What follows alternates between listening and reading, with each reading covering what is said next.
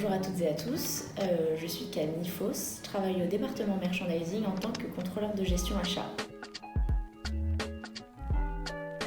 Donc au merchandising, les HBK c'est vraiment le cœur de notre mission et on a une vision qui est entonnoir, c'est-à-dire que ça se déroule sur 3 temporalités. On va avoir une vision qui va être saison, qui va être une vision plus stratégique. Dans un deuxième temps, on va avoir une vision mois qui va prendre en compte des premières réalités de vente. Et dans un troisième temps, on va avoir une vision semaine où là, vraiment, on est au plus près de la période de vente et on prendra en compte les résultats des week -2. Tout part d'un budget financier que nous répartissons entre les différentes saisons, puis au mois, puis à la semaine. C'est vraiment la source de tout ce qui va dérouler en termes de HBK.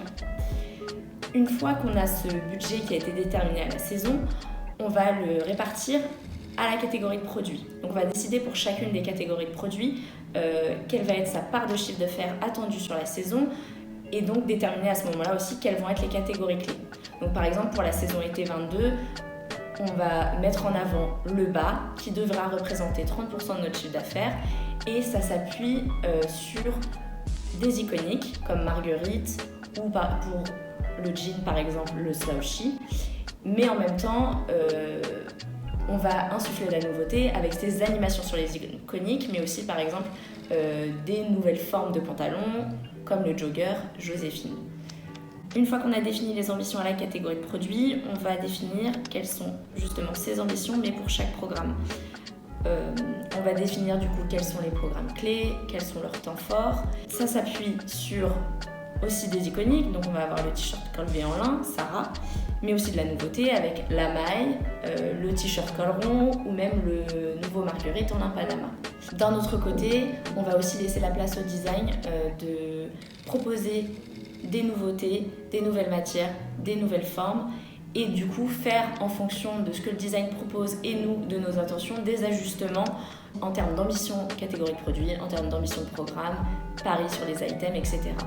Après la vision saison, au merchandising, on va avoir une vision mois qui va être exécutée de la même manière dans l'intention que la vision saison, c'est-à-dire qu'on va avoir un plan à la catégorie, au programme, mais là on va aller de manière plus précise aux produits coloris.